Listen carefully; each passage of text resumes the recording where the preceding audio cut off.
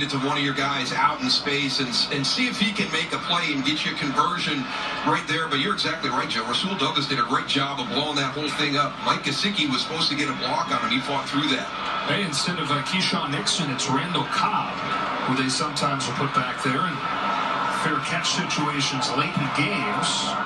Thomas Morstead sends it away. Cobb from the 10. Made the catch and got dropped immediately by Justin Bethel. We'll be right back.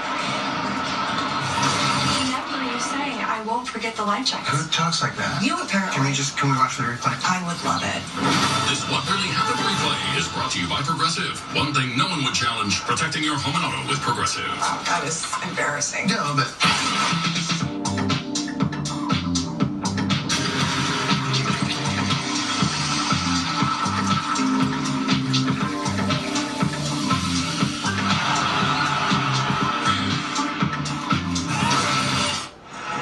So Rodgers and the Packers back on offense. Aaron Rodgers.